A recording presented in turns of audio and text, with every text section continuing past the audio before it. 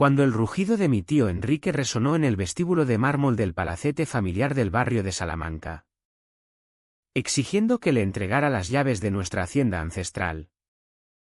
No tenía ni idea de que yo había firmado los papeles de venta de toda la propiedad apenas unas horas antes.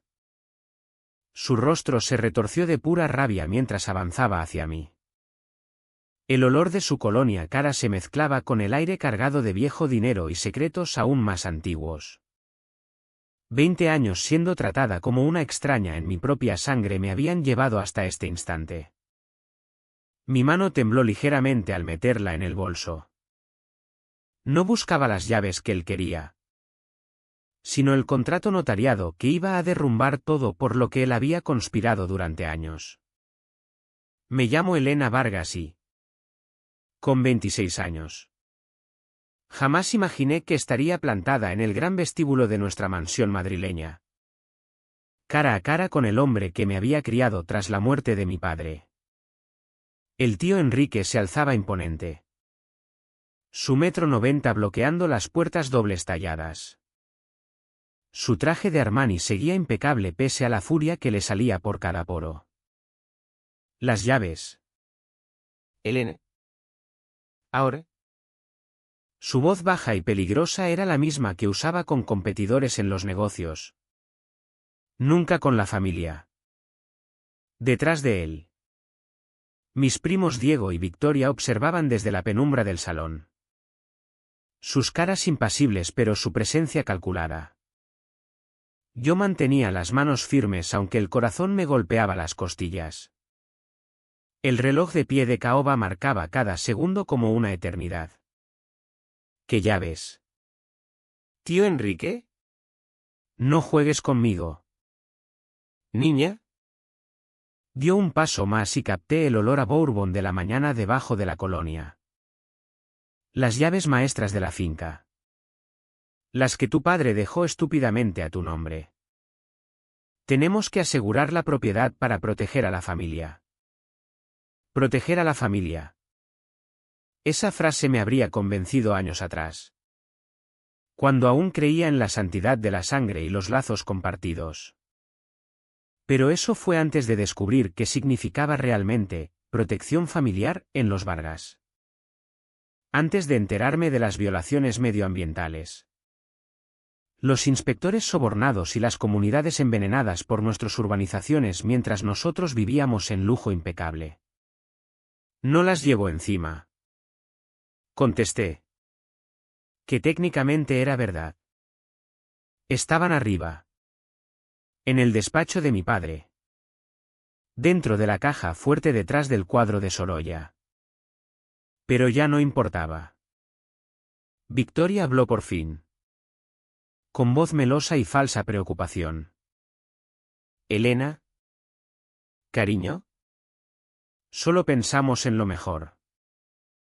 Has estado bajo mucha presión desde que terminaste la carrera.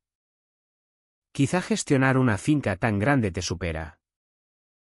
Soy perfectamente capaz de manejar mi herencia. La corté, notando cómo cruzaba una mirada rápida con Diego.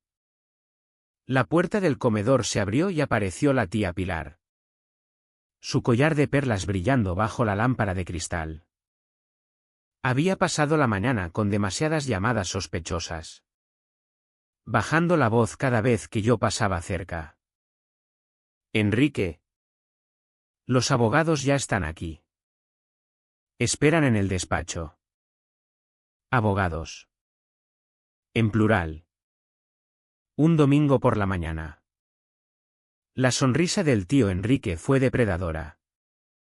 Perfecto. Elena estaba a punto de hablar con nosotros del futuro de la herencia de su padre. ¿Verdad? Querida. La trampa era tan evidente que casi resultaba insultante. Habían planeado esta emboscada al minuto, la visita sorpresa. Los abogados escondidos. Los familiares bloqueando las salidas. 3 meses atrás me habría entrado pánico. 3 meses atrás no sabía nada de los informes de impacto ambiental falsificados ni de las infracciones de seguridad que habían costado la vida a 2 obreros en el proyecto de la Costa Blanca. Por supuesto. Dije dejando asomar una pequeña sonrisa. ¿Pero no deberíamos esperar a mi abogada? La llamé en cuanto vi los coches en la entrada. Está al llegar. La mandíbula del tío Enrique se tensó. No necesitas abogados de fuera para una charla familiar. Esto es una charla familiar. Señalé a los abogados visibles a través de la puerta del despacho. Con sus maletines abiertos y documentos extendidos sobre el escritorio de mi padre como una invasión. Diego dio un paso adelante intentando el papel del poli bueno. Venga. Elena. Todos hemos tenido paciencia con tus protestas. Tus manifestaciones.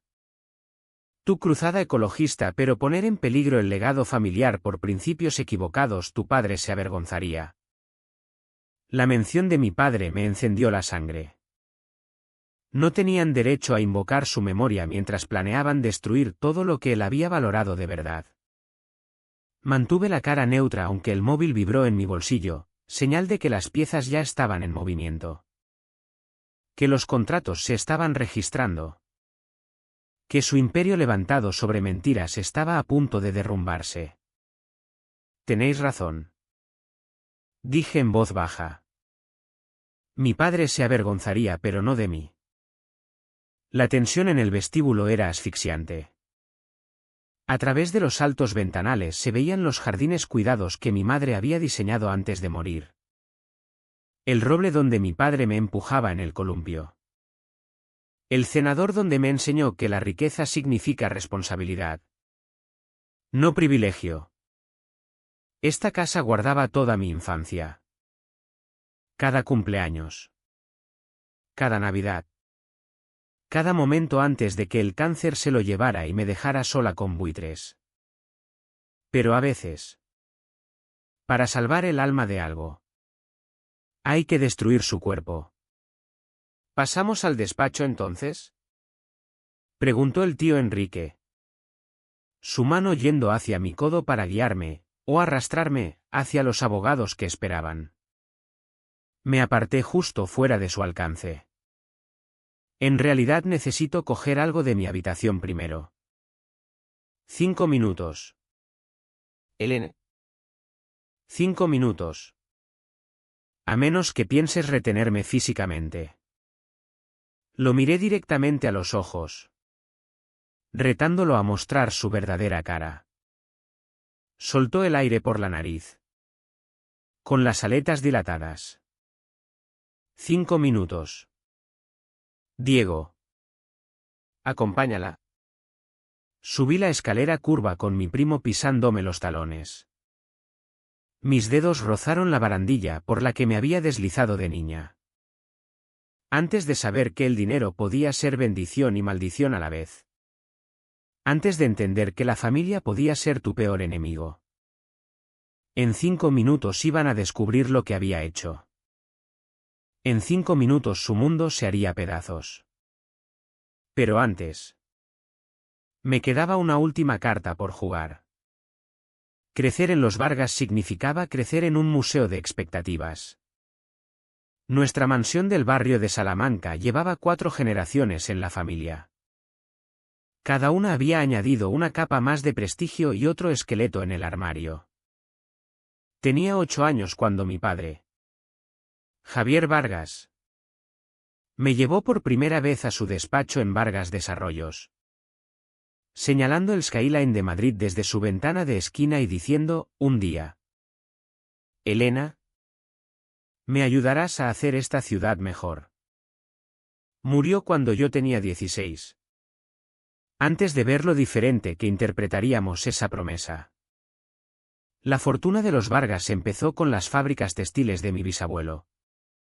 Creció con los negocios inmobiliarios de mi abuelo y explotó bajo mi padre y mi tío Enrique. Cuando nací, no éramos solo ricos, éramos aristocracia madrileña. Nuestro apellido en alas de hospitales y edificios universitarios. Nuestra presencia obligada en cada gala benéfica y cena política. Pero yo siempre fui la rara. Mientras Diego y Victoria seguían el camino marcado, ISE. Prácticas en la empresa. Matrimonios estratégicos con otras familias de dinero antiguo. Yo estudié Ciencias Ambientales en la Universidad Politécnica de Madrid. Mi rebeldía empezó pequeña, negarme a llevar pieles a la gala de invierno. Preguntar incómodas cuestiones sobre los informes de impacto en las cenas familiares. Hacer prácticas en el ministerio para la transición ecológica en vez de en la empresa familiar. Esta fase de corazón sangrante se te pasará. Decía la tía Pilar dando palmaditas en mi mano con condescendencia. Todos tenemos nuestros 20 años idealistas. Mi padre era distinto. Me llevaba aparte después de aquellas cenas y hablaba bajito en su despacho.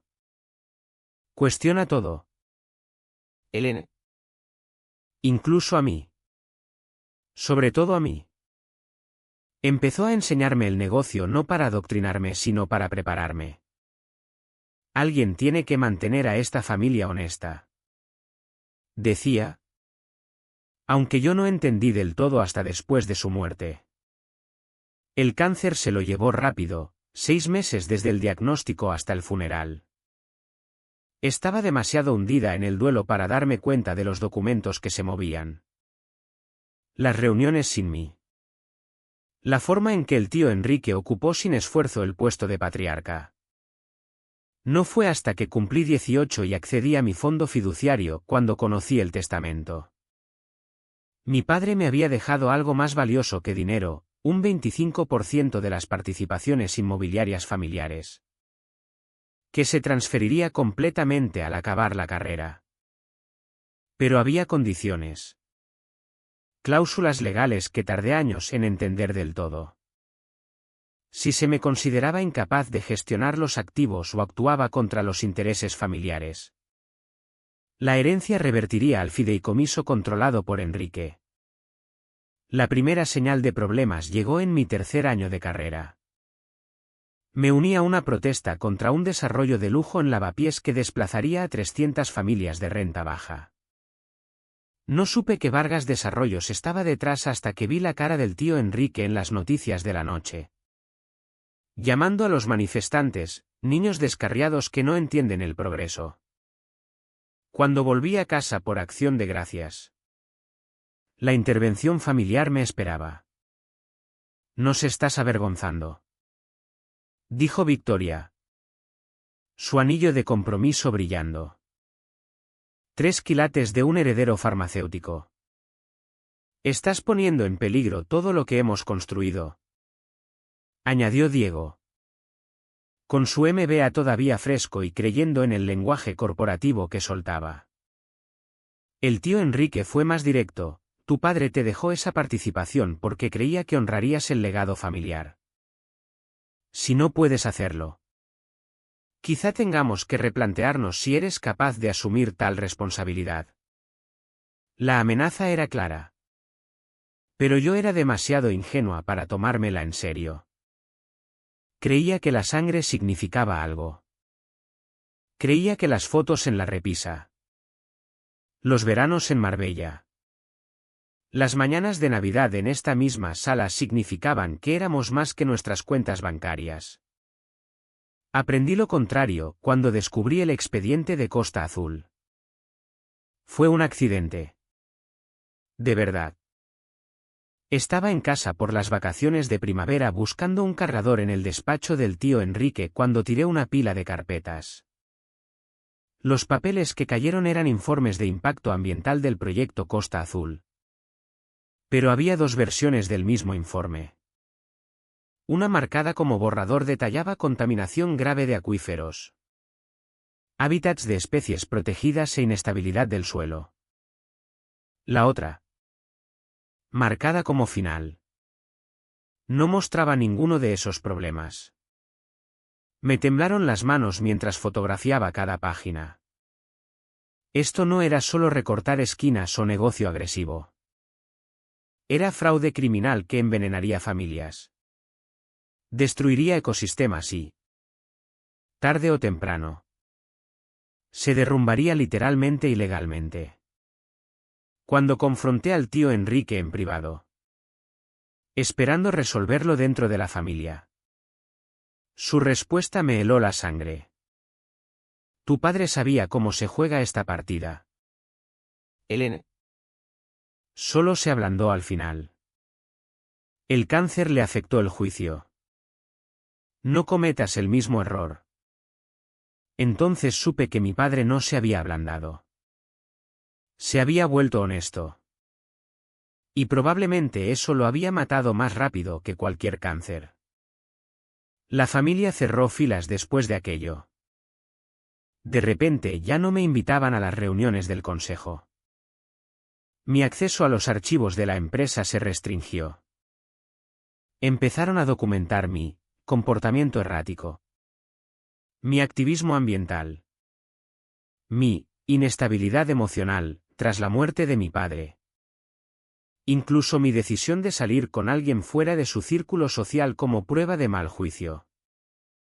Estaban construyendo un caso para declararme incapaz y activar aquellas cláusulas cuidadosamente redactadas en el testamento de mi padre. Cada reunión familiar se convirtió en una actuación donde ellos interpretaban a parientes preocupados mientras grababan en secreto mis reacciones, esperando pillarme en un momento de ira o angustia que pudieran usar en mi contra. Pero habían cometido un error crucial. Habían dado por hecho que yo estaba sola. Mi padre, resultó, me había dejado más que solo propiedades. Me había dejado aliados, viejos amigos que habían visto con preocupación la transformación de la empresa. Empleados que recordaban cuando Vargas Desarrollos tenía integridad. Y un contacto especialmente importante, Roberto Fuentes. Su antiguo socio que había dejado la empresa antes que participar en los esquemas de Enrique. Tu padre estaba reuniendo pruebas. Me contó Roberto tomando un café hace 6 meses. Iba a limpiar la casa. Pero el cáncer se lo llevó primero. Siempre decía que si algo le pasaba, tú terminarías lo que él empezó. Ahora, de pie en mi habitación de la infancia con Diego vigilando desde la puerta, pensé en las últimas palabras de mi padre. La casa no es el hogar. Elena. No dejes que te convenzan de lo contrario. En aquel momento, delirante por la medicación, pensé que estaba confundido. Ahora lo entendía perfectamente. La trampa se reveló por partes. Como un puzzle que armaba a ciegas hasta que, de repente, devastadoramente, la imagen quedó clara. Empezó 3 semanas después de mi graduación en la Politécnica. El repentino calor de la familia debería haber sido mi primera alarma. El tío Enrique, que no me había hablado desde nuestra confrontación sobre Costa Azul, me llamó personalmente para felicitarme. Victoria me envió flores. Rosas blancas. Mis favoritas. Un detalle que nunca se había molestado en recordar. Incluso Diego me escribió sugiriendo que dejáramos el pasado atrás. Queremos hablar de tu herencia como es debido, me dijo la tía Pilar por teléfono, con voz rebosante de preocupación maternal fabricada. La finca de Marbella sería el terreno perfecto. Neutral. Lejos del estrés de los negocios. Solo familia unida para honrar los deseos de tu padre. La finca de Marbella era nuestro refugio de verano. 30 hectáreas de costa inmaculada donde generaciones de Vargas celebraban el Día de la Hispanidad con paella y fuegos artificiales. Parecía una rama de olivo. Un regreso a tiempos más simples antes de abogados y amenazas judiciales. Casi no fui. Pero Roberto Fuentes me convenció. Necesitas saber qué planean, me dijo deslizando una tarjeta sobre su mesa. Esta es Graciela Moreno. Una de las mejores abogadas de sucesiones de Madrid. Trabajó para tu padre. Llámala. Graciela no se parecía en nada a los abogados de la familia. Nada de apretones de manos de club de viejos ni explicaciones condescendientes. Fue directa al laberinto legal que mi tío había estado tejiendo. Hay una cláusula de capacidad en el testamento de tu padre, explicó extendiendo documentos sobre su mesa. Pero también hay otra cosa. Una disposición que si renuncias voluntariamente a tu participación, la herencia pasa inmediatamente al fideicomiso familiar. Sin periodo de evaluación. Sin posibilidad de arrepentimiento. Así que intentan que firme voluntariamente. Eso sería más limpio que declararte incapaz. Menos publicidad. Menos posibilidades de impugnación. Señaló otra sección. Pero aquí está lo interesante. Tu padre añadió una cláusula de caducidad. Una vez hayas tenido la propiedad 6 meses después de la graduación, la cláusula de capacidad expira. Tendrás plena propiedad irrevocable. ¿6 meses? Me había graduado hacía 3 semanas. Se les está acabando el tiempo. Comprendí. Graciela asintió. Sea lo que sea que planean. Ocurrirá pronto. El fin de semana en Marbella empezó precioso. Casi convincentemente normal. Comimos paella en la terraza. Navegamos en el viejo velero familiar. Incluso jugamos al croquet en el césped como cuando yo tenía 12 años. Si no hubiera estado buscando las señales, quizá no habría notado la actuación. La forma en que dirigían constantemente las conversaciones hacia mi estrés. Mi agotamiento. Mi necesidad de apoyo familiar. Los documentos aparecieron el sábado por la noche. Después de suficiente vino como para que pensaran que mi guardia estaría baja. Es solo una formalidad, dijo el tío Enrique deslizando los papeles sobre la mesa. Reestructuración de la finca por temas fiscales. Todos firmamos. Cogí el montón notando cómo ciertas páginas tenían pestañas útiles marcando dónde debía firmar. Las primeras eran realmente sobre reestructuración fiscal. Lenguaje financiero denso y aburrido diseñado para que se te nublara la vista. Pero enterrado en la página 12. En una sección titulada, Reasignación voluntaria de activos, estaba el verdadero propósito. Firmaría renunciando a mis derechos de herencia a cambio de una generosa renta vitalicia de 50.000 euros al año. Calderilla comparado con los millones que valían las propiedades. Necesitaré que mi abogada revise esto, dije manteniendo la voz firme.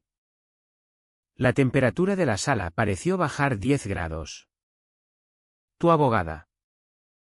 Rió Victoria con tono cortante. Elena. Somos familia.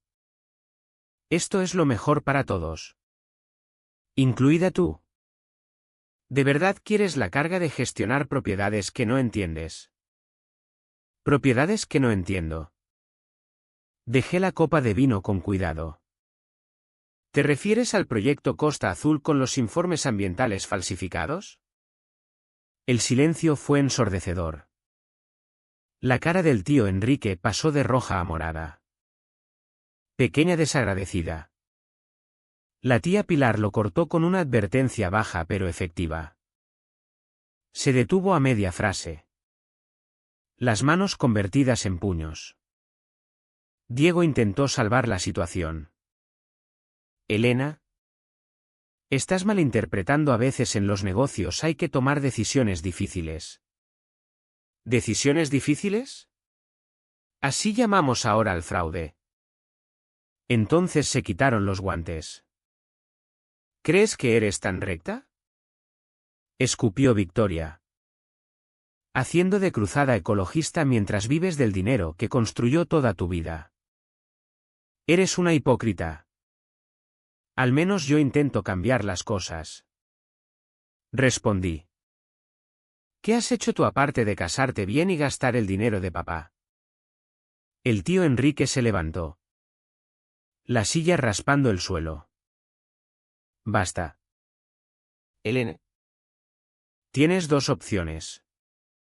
Firmas los papeles y sigues siendo parte de esta familia con unos ingresos cómodos. O te niegas y descubres lo sola que estás de verdad.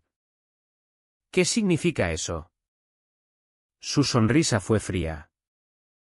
¿Sabías que ciertos comportamientos pueden indicar inestabilidad mental? Delirios paranoicos sobre miembros de la familia. Por ejemplo, afirmar tener pruebas de conspiraciones. Negarse a cooperar con decisiones familiares razonables.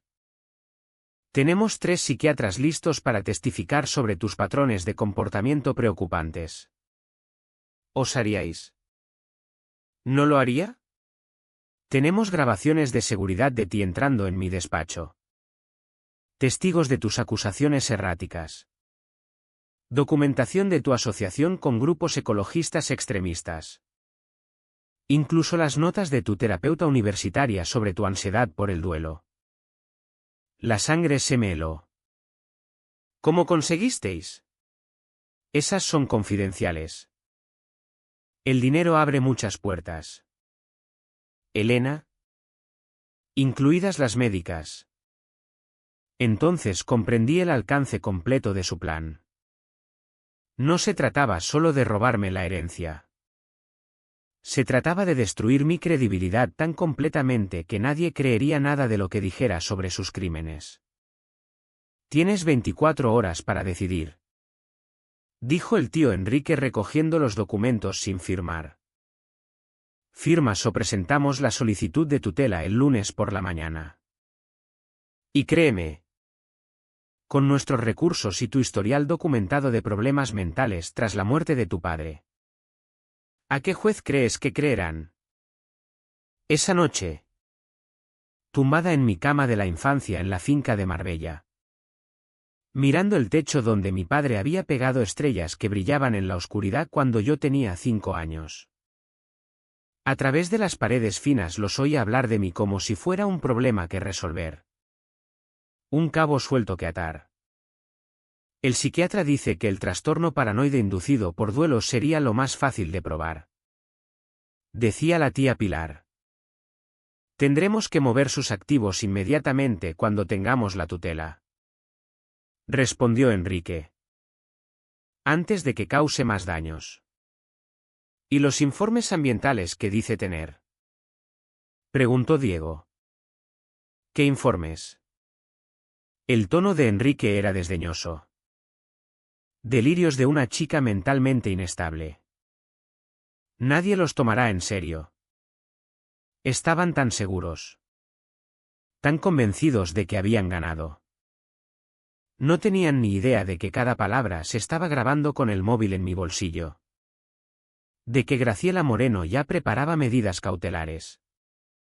De que Roberto Fuentes tenía copias de cada documento que yo había encontrado. Creían que estaban cerrando una trampa.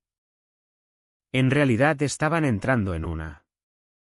La noche en que todo cambió empezó con una migraña. O eso les dije. Necesito tomar el aire. Dije después de la cena. Presionando los dedos contra las sienes. El estrés me está afectando. El tío Enrique sonrió de verdad. Probablemente pensando que me estaba derrumbando. Tómate tu tiempo. Elena. Piensa en lo mejor para todos. Salí al enorme jardín de la finca. Pasé las pistas de tenis donde mi padre me había enseñado a servir. Bajé hasta el cenador con vistas al mar. El aire de septiembre era fresco. Traía el olor a sal que siempre me recordaba los veranos de infancia. Pero no estaba allí por nostalgia. Estaba allí porque el cenador era el único lugar de la propiedad donde tenía cobertura clara de móvil sin que me vieran desde la casa. Graciela Moreno contestó al primer tono. ¿Lo tienes? ¿Cada palabra? Dije enviándole la grabación de su planificación psiquiátrica. Están hablando de internamiento. ¿Tutela? Todo. Bien. Eso es conspiración para cometer fraude. Difamación y detención ilegal si intentan internarte. Pero Elena. Necesitamos más. Necesitamos que hablen de los crímenes empresariales reales. No solo del golpe familiar. Lo sé. Voy a volver. Están bebiendo mucho. Enrique va por el tercer whisky. Si consigo dirigir la conversación correctamente. Ten cuidado. No corras riesgos innecesarios. Pero yo ya había pasado la etapa de ser cuidadosa. Estas personas habían matado a mi padre. Quizás no literalmente. Pero desde luego lo habían llevado a la tumba con su corrupción. Habían destruido comunidades. Envenenado tierras y ahora querían destruirme a mí también. Volví a la casa. Pero en vez de entrar por la puerta principal rodeé hasta la ventana del despacho de Enrique. Estaba entreabierta. Las voces salían flotando a la noche. Hay que acelerar el proyecto de Valencia antes de que ella pueda interferir. Decía Enrique. Pero las muestras de suelo muestran contaminación. Protestó Diego. Igual que Costa Azul. Entonces pediremos muestras nuevas que muestren otra cosa. Harrison de la empresa de análisis nos debe una. Lo arreglará. ¿Y si alguien se entera? El ministerio ya está husmeando después de que aquellos obreros se pusieran enfermos. La risa de Victoria fue cortante. Por favor. ¿Sabes cuánto hemos aportado a la campaña del consejero? Una llamada y cualquier investigación desaparece. Aún así. Intervino la tía Pilar. Deberíamos ser más cuidadosos. Javier estaba empezando a sospechar antes de morir. Mi corazón se detuvo. Antes de morir. Javier se volvió débil. Dijo Enrique. Todo ese sentimiento de culpa por hacer lo correcto. Iba a destruir todo lo que habíamos construido con su repentino ataque de conciencia. El cáncer fue conveniente. Victoria añadió, el cáncer nunca es conveniente.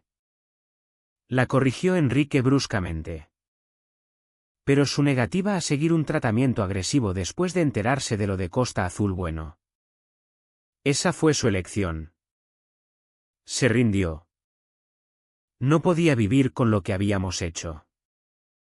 No podía vivir con delatarnos. Así que eligió desvanecerse como un cobarde. El mundo se inclinó.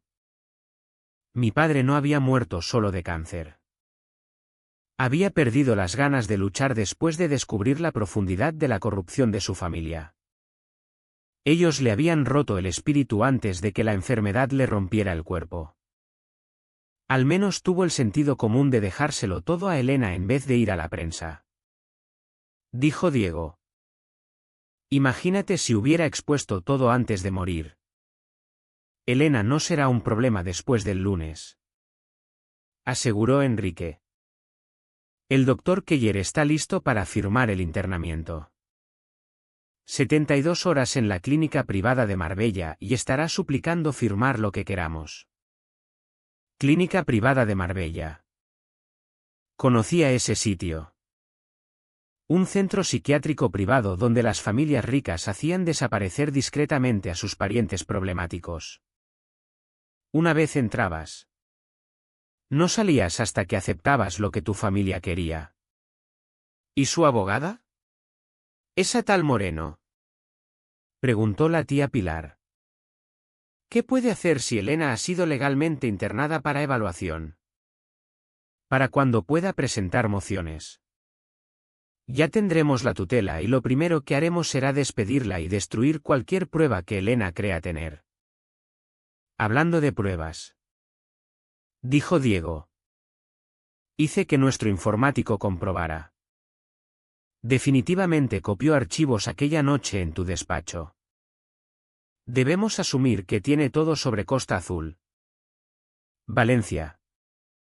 Quizás incluso el foco de cáncer de la zona de Almería. ¿El foco de cáncer de Almería? Otro horror que ni siquiera había descubierto. No importa, dijo Enrique confiado. ¿Quién va a creer a una chica mentalmente enferma frente a una de las familias más respetadas de Madrid? Donamos millones a obras benéficas. Damos empleo a miles. Somos la economía de esta región. Ella solo es una joven confundida que nunca se recuperó de la muerte de su padre. Había oído suficiente. Me alejé de la ventana con las manos temblando de rabia y revelación.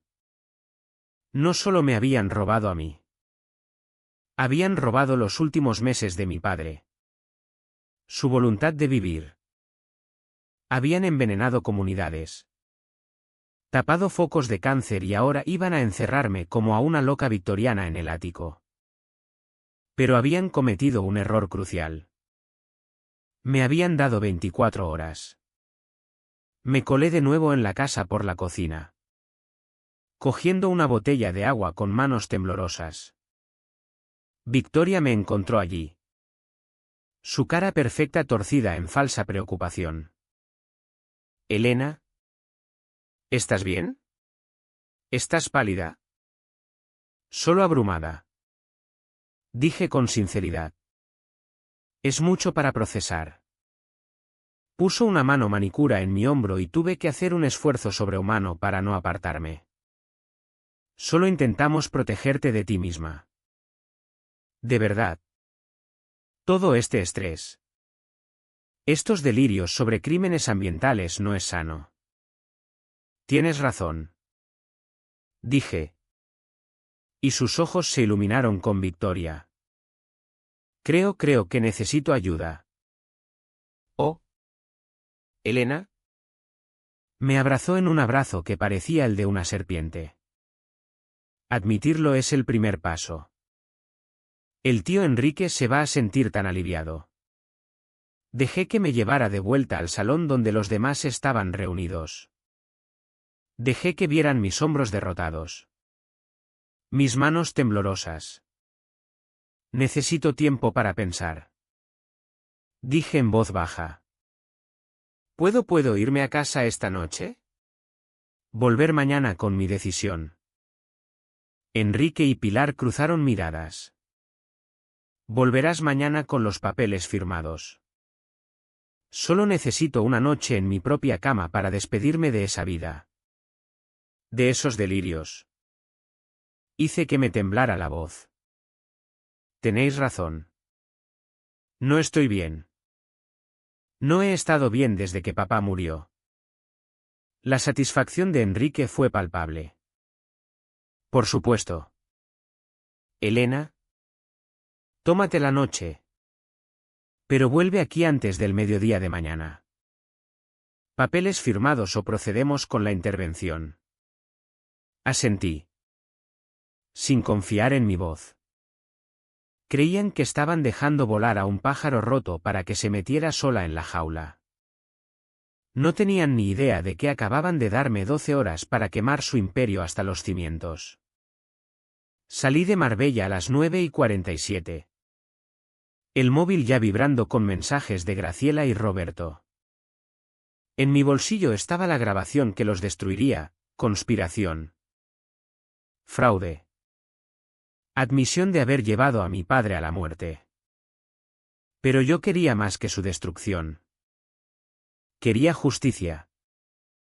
Quería que cada familia que habían envenenado supiera la verdad. Quería que cada obrero que habían puesto en peligro tuviera reparación. Y quería que supieran. Cuando su mundo se derrumbara. Que ellos mismos lo habían provocado el momento en que decidieron que yo era demasiado débil para luchar. Mi padre solía decir que la mejor venganza no se servía fría. Se servía legalmente.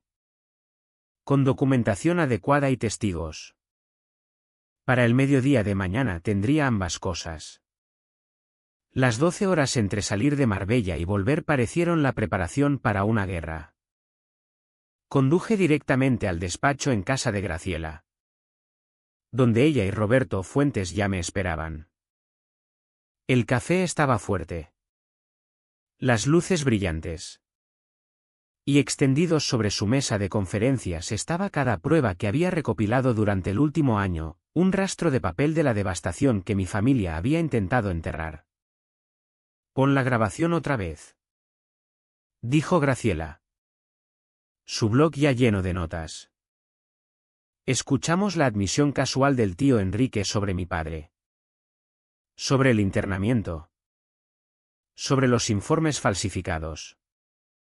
La expresión de Graciela se volvió más grave con cada palabra. «Esto es bueno. Pero no es suficiente», dijo al final. «Dirán que está sacado de contexto. Que estaban borrachos. Que lo malinterpretaste. Necesitamos algo irrefutable». Roberto sacó una carpeta que yo no había visto antes. «Javier me dio esto 2 semanas antes de morir. Dijo que si algo le pasaba, esperara hasta que estuvieras lista». La deslizó hacia mí. «Creo que ahora lo estás». Dentro había extractos bancarios, transferencias y una nota manuscrita con la letra inconfundible de mi padre. «Sigue el dinero». Cuentas personales de Enrique. Las respuestas están todas ahí. Las cuentas mostraban millones en transferencias de Vargas Desarrollos a cuentas offshore. Luego de vuelta a empresas de análisis. Firmas de inspección. Incluso funcionarios de la Consejería de Salud. Era un patrón claro de sobornos y blanqueo. Todo atado directamente a los códigos de autorización personal de Enrique. «Esto es», suspiró Graciela. «Conspiración criminal a nivel nacional». «Pero Elena, si usamos esto, no hay vuelta atrás. Toda la empresa probablemente se derrumbará. Miles de puestos de trabajo. Esas miles de personas merecen trabajar en una empresa que no envenene comunidades». La interrumpí. «Y merecen saber en qué han estado participando». Trabajamos toda la noche. Graciela preparó documentos legales. No la rendición que Enrique esperaba, sino algo mucho más devastador. Roberto contactó a sus contactos en el Ministerio para la Transición Ecológica y la Fiscalía Anticorrupción. Yo hice lo más difícil de todo. Llamé a un promotor inmobiliario llamado Enrique Prado. Prado llevaba años rondando Vargas Desarrollos queriendo comprar nuestro portfolio. Pero siempre rechazado. Era conocido por 2 cosas: tácticas empresariales agresivas y una sorprendente restauración medioambiental genuina de propiedades contaminadas. «Señorita Vargas». Su voz era cautelosa cuando contestó a medianoche. «Esto es inesperado. Tengo una propuesta para usted. Señor Prado. ¿Cómo le gustaría adquirir todo el portfolio de Vargas Desarrollos? Pero solo bajo ciertas condiciones. A las 3 de la madrugada teníamos una estructura de acuerdo que haría girar la cabeza a mi familia». El golpe maestro vino de Graciela. «Elena, tú posees el 25% de las participaciones inmobiliarias. Pero tu padre te dejó algo más. ¿Mira esto?». Me mostró una cláusula en los estatutos de la sociedad que nunca había notado. En caso de investigación criminal de miembro senior del Consejo, cualquier accionista con más del 20% podía forzar una venta inmediata de activos para proteger el valor de los accionistas. Tu tío creyó que era muy listo dándose inmunidad a él y al Consejo frente a demandas de accionistas. Explicó Graciela. Pero accidentalmente te dio una opción nuclear. Si se presentan cargos criminales, puedes forzar una venta en 48 horas. ¿Y si ya tengo un comprador alineado? ¿Exacto? Cuando amaneció, me planté en el despacho de mi padre en la mansión del barrio de Salamanca. Mi casa. Al menos unas horas más. Me puse el collar de perlas de mi madre, el que llevaba en cada ocasión importante. Elegí un vestido negro sencillo, profesional pero sin esfuerzo. Quería parecer exactamente lo que ellos esperaban, una joven rota que venía a rendirse. Graciela presentaría la denuncia penal ante la Fiscalía a las 11:45 exactas. El ministerio recibiría su paquete a las 11:50. A las 11:55, la oferta de Prado se presentaría formalmente al Consejo, una oferta condicionada a limpieza ambiental completa y restitución a las comunidades afectadas. Financiada con los activos personales de los consejeros declarados culpables de fraude. Y al mediodía, yo entraría en aquella sala y les daría exactamente lo que querían. Los papeles firmados. Solo que no los papeles que esperaban. El trayecto de vuelta a Marbella fue surrealista. Las carreteras familiares parecían una cuenta atrás. 10 kilómetros. Graciela terminaba los preparativos finales. 5 kilómetros. Los agentes de la Policía Nacional revisaban las pruebas. 1 kilómetro. Toda mi vida estaba a punto de cambiar. Entré en el camino de grava a las 11:58. El tío Enrique me esperaba en el porche. La victoria escrita en su cara. Sabía que tomarías la decisión correcta. ¿Elena? La he tomado. Dije bajando del coche con mi maletín. He pensado en todo lo que dijisteis. Sobre familia. Sobre responsabilidad. Sobre conocer mi lugar. Dentro. Todos estaban reunidos en el comedor formal como un tribunal. Los mismos abogados del día anterior. Sus papeles listos. La tía Pilar incluso había abierto champán. Tan seguros estaban de su éxito. ¿Los documentos? ¿Elena? Dijo Enrique sin siquiera fingir cortesía. ¿Ahora? Abrí el maletín despacio, sacando una carpeta gruesa. Antes de firmar nada. Necesito que vosotros firméis algo. Su cara se ensombreció.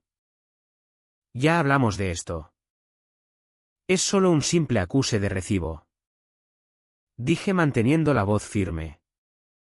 Reconociendo que habéis recibido notificación formal de la denuncia penal presentada esta mañana ante la Fiscalía por fraude, soborno y conspiración relacionados con Vargas Desarrollos. La sala explotó. Victoria se abalanzó sobre los papeles, pero yo me aparté. Diego gritaba sobre abogados. La tía Pilar se había puesto blanca como la pared. Pero Enrique se quedó muy quieto. Pequeña estúpida. Dijo en voz baja. ¿Tienes idea de lo que has hecho? Sí. Dije mirando mi reloj. Las 12:01. He ejercido mis derechos de accionista según el artículo 15.3 de los estatutos. En caso de investigación criminal, estoy forzando la venta inmediata de todos los activos de Vargas Desarrollos. El comprador ya está bajo contrato, Enrique Prado. No puedes. ¿Puede? 25% de propiedad. ¿Recuerdas la participación que tanto ansiabais robar? Saqué el segundo juego de papeles. Ah. ¿Y ese internamiento psiquiátrico que planeabais? Graciela Moreno tiene una orden de alejamiento impidiéndoos acercaros a menos de 500 metros de mí. El doctor Keller ha sido denunciado al Colegio de Médicos por conspiración para detención ilegal. Mi móvil vibró. Mensaje de Graciela: agentes de la Policía Nacional entrando ahora en la sede de Vargas Desarrollos. Están registrando las oficinas mientras hablamos. Les informé. Cada ordenador. Cada archivo. Cada informe falsificado que creíais haber escondido. La cara de Enrique pasó de roja a morada a un gris extraño. ¿La casa? Esta finca estás destruyendo todo. No. Dije pensando en las palabras de mi padre. Estoy vendiendo edificios. Pero estoy salvando lo que importa. Los empleados tendrán ofertas de trabajo en la nueva empresa de Prado. Las comunidades que envenenasteis recibirán reparación y el apellido Vargas quizá vuelva a significar algo bueno. Tú no eres una Vargas. Escupió. Eres una traidora. Soy la hija de mi padre. Respondí. Y resultó que me dejó más que solo propiedades. Me dejó las herramientas para deteneros. Me giré para irme. Pero me detuve en la puerta. Ah. Una cosa más. El foco de cáncer de Almería que tapasteis. 63 familias están presentando una demanda colectiva. El acuerdo de compra de Prado incluye un fondo específico para sus facturas médicas. Pagado con vuestros activos personales una vez condenados. Lo último que oí al salir fue el sonido del vaso de whisky del tío Enrique rompiéndose contra la pared. La reunión familiar estaba convocada para las 2 de la tarde del viernes siguiente en la mansión del barrio de Salamanca. Un intento desesperado del tío Enrique de salvar el control. El registro de la policía había congelado muchas cuentas. Pero todavía no había arrestos. Enrique creía que aún tenía margen para maniobrar. Negociar. Amenazar. No tenía ni idea de que yo ya había firmado los documentos finales de venta esa misma mañana. Llegué temprano. Recorriendo la casa una última vez. Cada retrato en la pared parecía mirarme. 4 generaciones de Vargas que habían construido un imperio sobre terreno moral cada vez más inestable. Me detuve ante el retrato de mi padre. Pintado solo un año antes del diagnóstico. Sus ojos parecían contener tristeza y aprobación a la vez. ¿Elena? Diego me interceptó en el pasillo. Su habitual arrogancia reemplazada por pánico apenas controlado. Necesitamos hablar antes de que lleguen los demás. No hay nada que discutir. Diego. Por favor. Me agarró del brazo y vi verdadero miedo en sus ojos. Tengo 2 hijos. Mi mujer está embarazada. Si esto sale a la luz. Si me arrestan. Deberías haberlo pensado antes de falsificar informes ambientales. Solo seguía órdenes. Tienes un máster de la Politécnica. Diego. Sabías exactamente lo que hacías. El timbre sonó. Salvándome de más súplicas. Pero no era la familia que llegaba. Era el propio Enrique Prado. Acompañado de su equipo legal. Sorprendentemente. Roberto Fuentes. Señorita Vargas. Prado asintió. Pensé que era mejor asistir personalmente dadas las circunstancias. Enrique llegó minutos después. Vio a Prado y su cara se volvió volcánica. Sal de mi casa. ¿En realidad? Dijo Prado con suavidad. A partir de las 9 de esta mañana. Es mi casa. O lo será cuando se complete la transferencia de título el lunes. La explosión que esperaba no llegó. En cambio, Enrique se volvió hacia mí con una frialdad calculada que me hizo retroceder un paso. ¿Crees que has ganado?, dijo en voz baja. Pero solo te has destruido a ti misma. Nadie en Madrid querrá trabajar contigo. Nadie te dirigirá la palabra. Serás una paria. Seré honesta, respondí. Victoria y la tía Pilar llegaron juntas.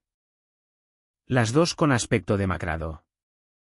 Las ojeras de Victoria no las ocultaba ni el maquillaje perfecto. Acabemos con esto, dijo Pilar, su habitual compostura resquebrajándose. Nos reunimos en el salón formal. La misma sala donde Enrique había exigido mis llaves por primera vez. El abogado de Prado extendió documentos sobre la mesa de centro mientras mi familia los leía con horror creciente. El precio de compra es 60 millones por todo el portfolio, anunció Prado. Sin embargo, está condicionado a plena cooperación con las labores de limpieza ambiental. 60 millones. Rió Enrique con amargura. El portfolio vale 300 millones. Valía eso, corrigió Prado. Antes de que el ministerio encontrara contaminación en 12 emplazamientos. Antes de que la fiscalía congelara vuestros activos. Antes de que se supiera que Vargas Desarrollos está bajo investigación federal. Estoy asumiendo un riesgo enorme aquí. Hay más, añadí sacando mis propios documentos. Prado ha aceptado crear un fondo de 50 millones para remediación pagado con los ingresos de la venta y futuros beneficios.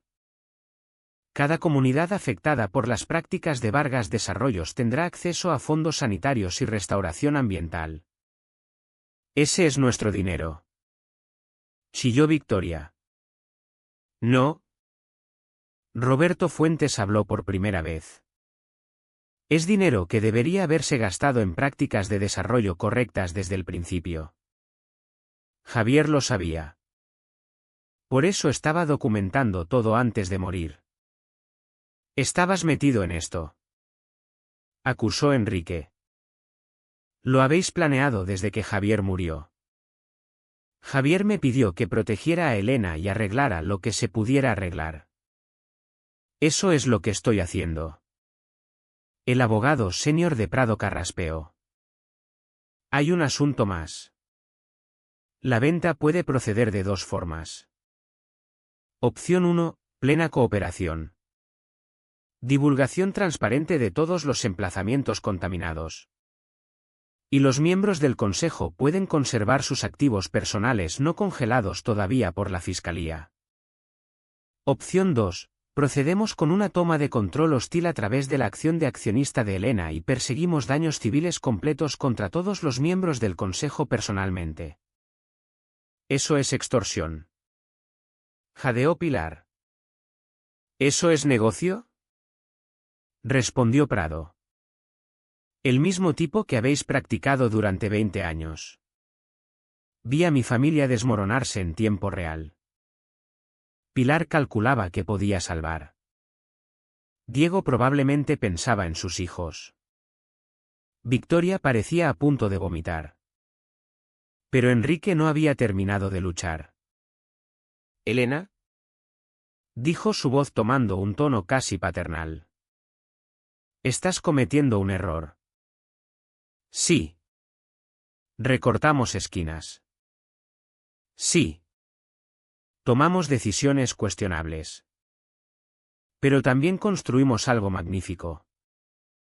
Damos empleo a miles. Donamos millones a obras benéficas. Sostenemos toda esta ciudad. ¿Vas a destruir todo eso por qué? ¿Venganza? Porque estás enfadada por tu padre. Mi padre murió de vergüenza. Dije con voz más fuerte de lo que me sentía. Vergüenza por lo que su familia se había convertido. Por lo que tú le hiciste cómplice. Tu padre era débil. Mi padre era el único de vosotros con conciencia. Las palabras me salieron disparadas. Y cuando intentó arreglar las cosas. Lo aislasteis. Le hicisteis creer que estaba solo. Pero no estaba solo. Me tenía a mí. Y se aseguró de que yo tuviera lo necesario para deteneros. El abogado de Prado interrumpió el drama familiar. Necesitamos decisiones. La Fiscalía ha indicado que la cooperación en esta etapa podría significar procedimientos civiles en lugar de penales para algunas partes. Diego fue el primero en romperse. Yo cooperaré. Divulgación completa. Todo lo que sé. Pequeño cobarde. Empezó Enrique. Soy padre. Replicó Diego. Algo que tú nunca entendiste. Enrique. Algunas cosas importan más que el dinero y el poder. Victoria miró entre ellos y a mí. Por un momento vi algo humano en sus ojos. No exactamente arrepentimiento. Pero sí reconocimiento. Yo también firmo. Quedaron Enrique y Pilar. El patriarca y la matriarca de nuestra dinastía corrupta. Pilar habló primero. Enrique. Se acabó. Perdimos en el momento en que Javier empezó a documentarlo todo. Perdimos cuando elegimos el beneficio sobre las personas. Firma los papeles. Las manos de Enrique temblaban de rabia. No de miedo. Sois todos patéticos. 40 años construí este imperio. 40 años tomando las decisiones duras que ninguno de vosotros tenía estómago para tomar. Decisiones duras. Dije enfrentándolo directamente. ¿Te refieres a verter residuos tóxicos cerca de colegios? ¿A sobornar funcionarios para ignorar focos de cáncer? ¿A llevar a mi padre a renunciar a la vida? Esas no fueron decisiones duras. Tío Enrique. Fueron decisiones malvadas. Por un momento pensé que iba a golpearme. Su mano se crispó. Su cara se contrajo. Luego, como aire saliendo de un globo, pareció desinflarse. Dame los papeles. Dijo en voz baja. Uno a uno firmaron. Con cada firma. Vargas Desarrollos, el imperio que mi bisabuelo había empezado. Que mi abuelo había crecido. Que mi padre había intentado salvar y que Enrique había corrompido, terminó oficialmente. El equipo de Prado recogió los documentos con eficiencia profesional. Mientras se preparaban para marcharse, Prado me apartó. Tu padre estaría orgulloso. Dijo en voz baja. Javier era un buen hombre que se perdió. Tú le ayudaste a encontrar el camino de vuelta incluso después de la muerte. Enrique lo oyó y rió con amargura. ¿Orgulloso? Ella ha destruido todo lo que él construyó. No. Dije mirando a mi tío por última vez. He destruido todo lo que tú construiste. Lo que mi padre construyó, integridad. Responsabilidad. Cuidado por la comunidad, es lo que estoy reconstruyendo. La reunión terminó con mi familia saliendo en silencio. Victoria se detuvo en la puerta, mirándome hacia atrás. Espero que haya valido la pena. Elena. Ser justa y estar sola. Pensé en las 63 familias de Almería que por fin recibirían atención médica. En las comunidades que tendrían sus tierras limpiadas. En los empleados que trabajarían para una empresa ética. ¿Valió la pena? Dije simplemente. La llamada llegó a las 6 de la mañana del lunes. Graciela Moreno. Normalmente serena. Sonaba sin aliento. Elena. Pon el canal 5 ahora. Busqué el mando a tientas. Todavía medio dormida. La pantalla se llenó con imágenes de agentes de la Policía Nacional sacando cajas de la sede de Vargas Desarrollos. Pero eso no fue lo que me heló la sangre. Fue el tío Enrique plantado en las escaleras del edificio, rodeado de periodistas. Una vendetta de mi sobrina mentalmente inestable. Estaba diciendo: Elena Vargas ha sufrido delirios desde la muerte de su padre. Toda esta investigación se basa en pruebas fabricadas que creó durante un colapso psicológico. Mi móvil explotó con llamadas. Las ignoré todas, viendo horrorizada cómo Enrique me pintaba como una chica desquiciada que había destruido a su familia por locura inducida por el duelo. Tenemos documentos de su terapeuta universitaria confirmando su frágil estado mental. Continuó sosteniendo papeles que reconocí con una sensación de náusea. Intentamos ayudarla. Conseguirle tratamiento. Pero eligió la venganza en su lugar. Los periodistas se lo tragaban. La narrativa era perfecta. Heredera inestable destruye el imperio familiar en un ataque de locura. Jugaría bien en los tabloides. Sembraría dudas sobre la investigación. Podría influir en los jurados. Graciela volvió a llamar. No salgas. Hay periodistas por todas partes. Voy para allá. Pero yo ya me estaba vistiendo. Enrique creía que podía controlar la narrativa una vez más. Había olvidado que yo había aprendido del mejor, de él. Una hora después estaba en el vestíbulo de la sede del País. No en los tabloides ni en las cadenas de televisión que Enrique cortejaba, sino en el País, donde el periodista de investigación Tomás Freixenet llevaba 20 años cubriendo corrupción empresarial. Señorita Vargas.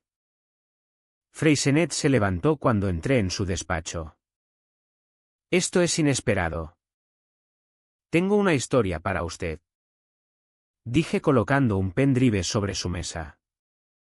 Todo, registros financieros, informes ambientales y grabaciones. Incluida una del lunes pasado donde mi tío discute tenerme internada involuntariamente en una clínica psiquiátrica. Los ojos de Freixenet se aguzaron. Grabaciones. Saqué el móvil y puse la voz de Enrique. El doctor Keller está listo para firmar el internamiento. 72 horas en la clínica de Marbella y estará suplicando firmar cualquier cosa que queramos. ¿Jesucristo?, murmuró Freixenet. Hay más. Coloqué otro documento sobre la mesa, una carta de mi padre escrita 2 semanas antes de morir detallando todo lo que había descubierto y expresando miedo por su seguridad. Freixenet leyó rápido, su expresión volviéndose más grave. Tu padre pensaba que podían hacerle daño. No. Pensaba que destruirían su reputación. Lo declararían incapaz. ¿Te suena? Señalé la televisión que mostraba la rueda de prensa de Enrique en bucle. Están usando el mismo manual que planeaban para él. ¿Por qué no salió a la luz? Porque se estaba muriendo de todos modos. Porque pensó que podía protegerme manteniendo silencio y dejándome las herramientas para luchar después. Mi voz se quebró ligeramente. No sabía que descubrir la verdad le haría renunciar al tratamiento. Freixenet ya estaba tecleando. Necesitaré verificar. Roberto Fuentes confirmará todo. Era el socio de tu padre. Su número está en los archivos. Me levanté para irme. Luego me detuve. Señor Freixenet. También irán a por usted. Amenazarán con retirar publicidad. Llamarán a sus editores. Quizás hasta escarbarán en su pasado. Sonrió con gravedad. Señorita Vargas. Llevo 20 años haciendo esto. Que lo intenten. Al mediodía la historia estaba en la web del País. A las 2 de la tarde ya la habían recogido a nivel nacional. El titular era brutal: heredera de Vargas denuncia intento de internamiento psiquiátrico tras destapar vertidos tóxicos. Las grabaciones eran devastadoras. La voz de Enrique clara e innegable hablando de informes falsificados y compromiso involuntario. La documentación del foco de cáncer era meticulosa. El fraude financiero se detallaba con precisión quirúrgica. Pero el golpe maestro fue el vídeo. Tomás Freixenet me había pedido que grabara una declaración. Sencilla. Directa. Mirando a cámara. Me llamo Elena Vargas. La empresa de mi familia ha envenenado comunidades en toda España por beneficio. Cuando intenté detenerlos, intentaron declararme mentalmente incapaz e internarme. Cada documento que he proporcionado puede verificarse. Cada grabación es auténtica. No estoy loca ni delirante. Solo soy alguien que eligió la verdad por encima de la familia. El vídeo se volvió viral en horas. Por la noche, la fiscalía había anunciado una investigación criminal. El ministerio amplió su pesquisa a todos los emplazamientos de Vargas Desarrollos de los últimos 20 años. 3 grandes bancos anunciaron que congelaban los activos de la familia Vargas pendiente de investigación. Enrique intentó responder convocando otra rueda de prensa. Pero esta vez los periodistas no se lo tragaban. Tenían preguntas concretas sobre documentos concretos. Le ponían sus propias palabras grabadas. Cuando alegó que las grabaciones eran falsas, 3 expertos en audio confirmaron su autenticidad en directo.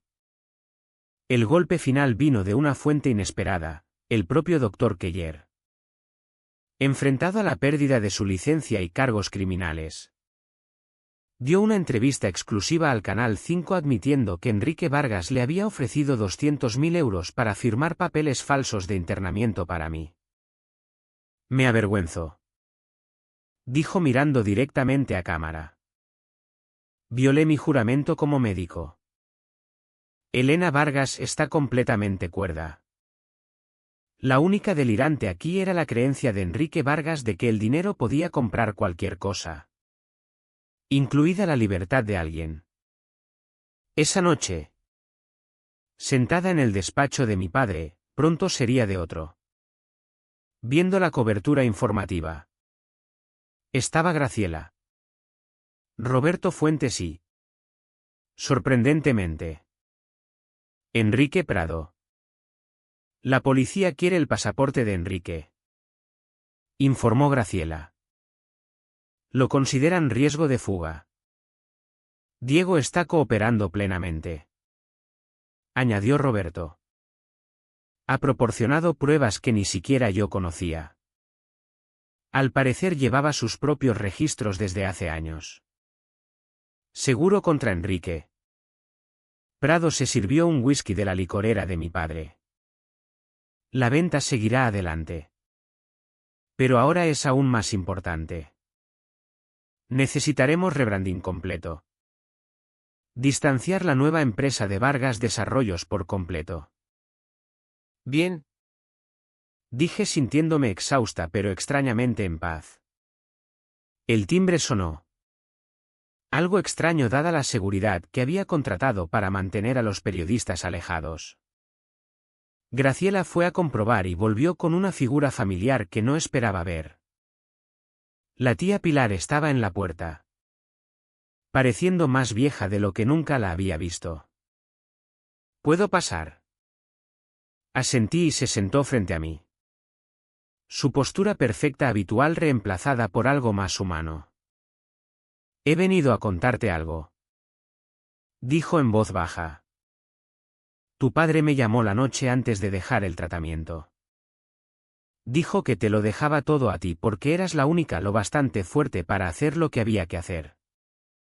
Pensé que se refería a dirigir la empresa. Me miró a los ojos. Pero se refería a esto, ¿verdad?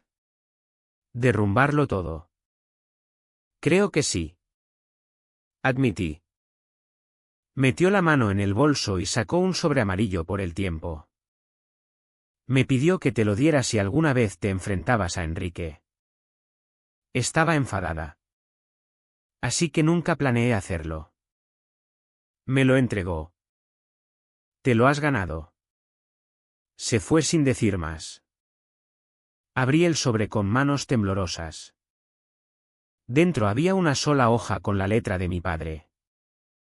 Mi querida Elena. Si estás leyendo esto, has hecho lo que yo no pude. Has elegido la justicia por encima de la comodidad. La verdad por encima de la familia. Lo correcto por encima de lo fácil.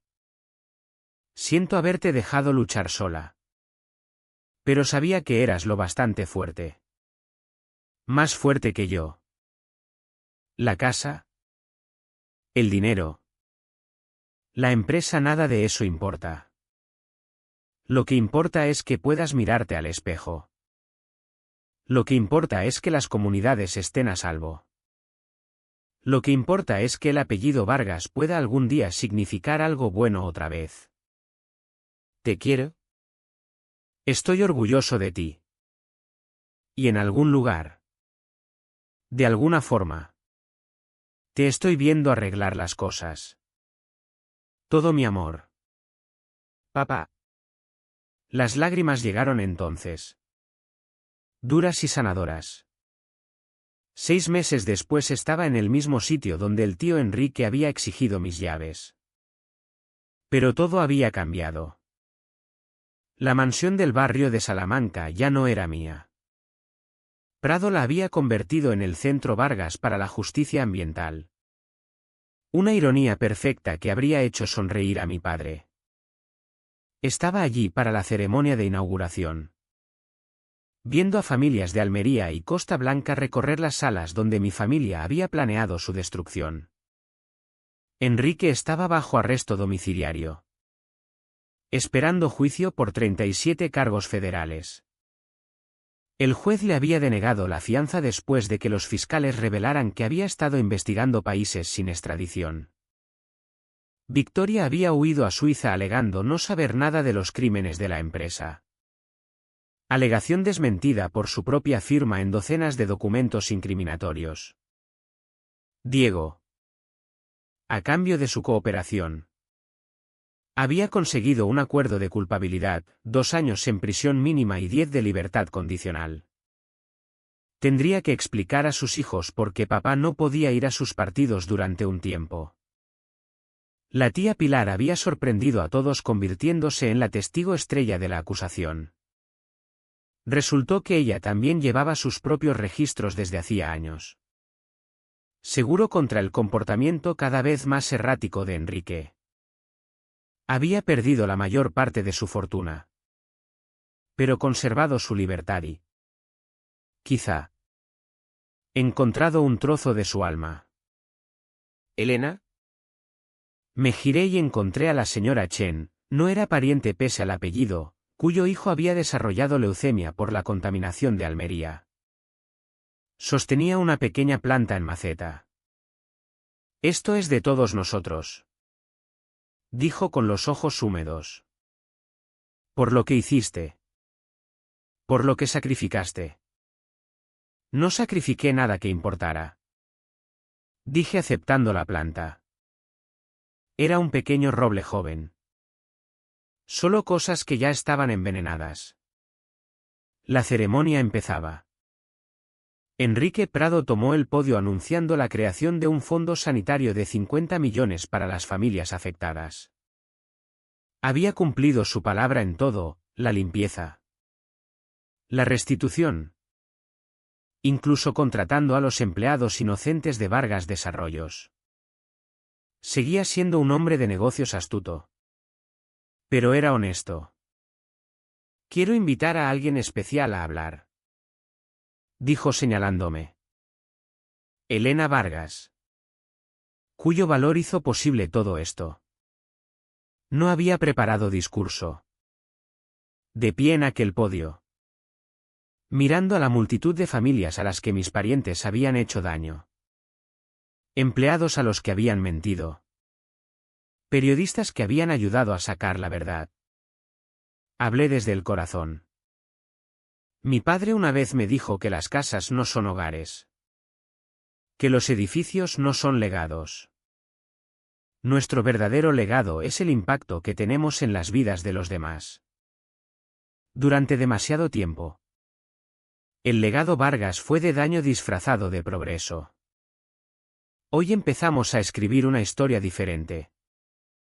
Hice una pausa. Viendo a Roberto Fuentes entre el público asintiendo con ánimo. Graciela Moreno también estaba allí. Habiendo rechazado mi oferta de pago. Ver a Enrique Vargas esposado fue pago suficiente. Había dicho. El apellido Vargas nunca volverá a significar corrupción y codicia. Cada emplazamiento contaminado será limpiado. Cada familia afectada recibirá atención. Y este centro permanecerá como recordatorio de que ninguna cantidad de dinero o poder te coloca por encima de la ley ni de la decencia humana básica. Después de la ceremonia paseé por el retiro llevando la carta de mi padre en el bolsillo como un talismán. Había perdido a mi familia. Mi herencia. Mi lugar en la sociedad madrileña. Las familias de dinero antiguo habían cerrado filas contra mí. Ya no era bienvenida en galas ni patronatos benéficos. Pero había ganado algo mucho más valioso. Paz. Mi móvil sonó. Era Tomás Freixenet del País. Elena. Pensé que debería saberlo. Enrique está intentando hacer un trato. Confesión completa a cambio de prisión mínima. ¿Lo aceptarán? Probablemente no. La prueba del foco de cáncer es demasiado dañina. Pero está desesperado. Sus abogados lo están abandonando. Después de colgar me senté en un banco frente al estanque donde mi padre me había enseñado a dar de comer a los patos. Una pareja joven pasó con su hijo pequeño. El niño reía persiguiendo palomas. Podían caminar aquí con seguridad porque el retiro no estaba construido sobre tierra contaminada. No escondía secretos tóxicos bajo su césped. Esa tarde volví a mi pequeño apartamento en Chamberí. Había usado mis fondos restantes para pagar la carrera de Derecho. Empezaba de cero a los 27. Pero empezaba limpia. Sobre mi escritorio había una carta de la Asociación de Familias de Almería agradeciendo mi testimonio.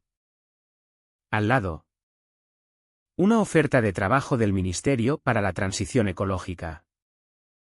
Me querían como consultora en delitos ambientales empresariales. Pero el objeto que más importaba era una foto sencilla.